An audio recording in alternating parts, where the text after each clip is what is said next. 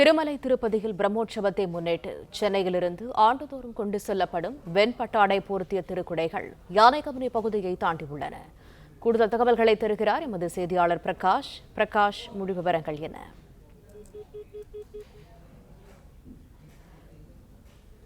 திருமலை திருப்பதியில் பிரம்மோற்சவத்தை முன்னிட்டு சென்னையிலிருந்து ஆண்டுதோறும் கொண்டு செல்லப்படும் வெண்பட்டாடை போர்த்திய திருக்குடைகளானது யானைகமுனி பகுதியை தாண்டியிருக்கின்றன. கூடுதல் தகவல்களோடு இணைகிறார் எமது செய்தியாளர் பிரகாஷ். விவரங்கள் என்ன? திருமலை திருப்பதியில் பிரம்மோற்சவத்தை முன்னிட்டு இங்க சென்னையிலிருந்து கொண்டு செல்லப்படக்கூடிய திருக்குடைகள் தற்போது யானை கவுனியை தாண்டக்கூடிய அந்த காட்சிகளை தான் தற்போது பார்த்து வருகிறோம். திருப்பதியில் ஆண்டுதோறும் புரட்டாசி மாதத்தில் பிரம்மோற்சவம் நடைபெறுவது வழக்கம். பிரம்மோற்சவத்தின் போது கோயில் உற்சவரை ஊர்வலமாக அழைத்து செல்வார்கள். அப்போது உற்சவருக்கு முன்னும் பின்னும் அலங்கரிக்கப்பட்ட குடைகள் எடுத்து செல்வார்கள்.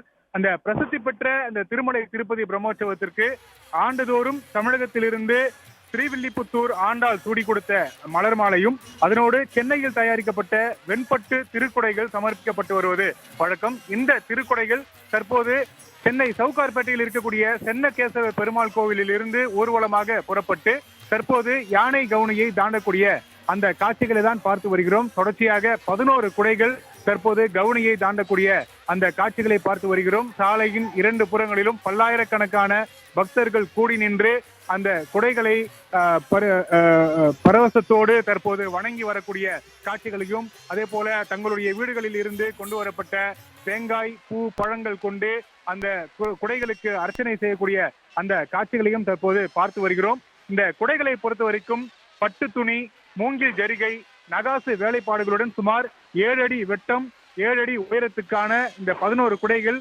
தற்போது தயாரிக்கப்பட்டு இருக்கிறது. ஆண்டுதோறும் இது போன்று 11 குடைகள் தயாரிக்கப்பட்டு பிரம்மோற்சவத்துக்கு உற்சவர் ஊர்வலமாக கொண்டு செல்லப்படும் பொழுது இந்த குடைகள் தான் இந்த உற்சவருக்கு நிழலாக முன்னும் பின்னும் கொண்டு செல்லப்படுவது வழக்கம்.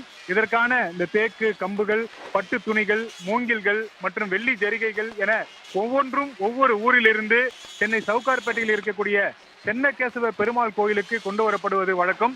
அந்த கோயிலில் வைத்துதான் இந்த குடைகள் தயாரிக்கப்படும். இந்த குடைகள் தயாரிக்கக்கூடிய அந்த பணிகளில் ஈடுபடக்கூடிய பணியாளர்கள் இதற்கு 2 மாதத்துக்கு முன்னர் இருந்தே இதற்காக விரதம் இருந்து இந்த குடைகளை தயாரிப்பார்கள். சென்னையிலிருந்து பல ஊர்களை கடந்து இந்த குடைகள் 5 நாட்கள் ஊர்வலமாக சென்று திருமலையை சென்றடையும். வருகின்ற 27ஆம் தேதி மதியம் திருமலைக்கு சென்றடையக்கூடிய இந்த குடைகள் அங்கு கோயிலுடைய தீட்சிதர்கள் முன்னிலையில இந்த கோயில் குடைகள் ஒப்படைக்கப்படும். அதற்கு பிறகு இந்த பிரம்மோற்சவத்துக்கு இந்த கோயில் இந்த குடைகள் பயன்படுத்தப்படும்.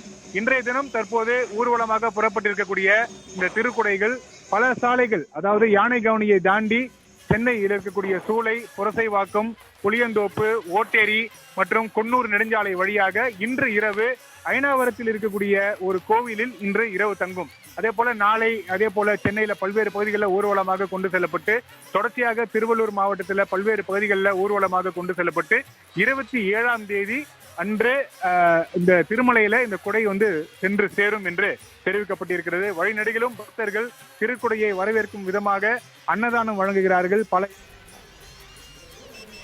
தகவல்களுக்கு நன்றி பிரகாஷ். பிளே ஸ்டோர் மற்றும் ஆப் ஸ்டோரில் இருந்து பாலிமர் செயலியை QR கோடு மூலம் பதிவிறக்கம் செய்யுங்கள். செய்திகளை உடனுக்குடன் பெறுங்கள்.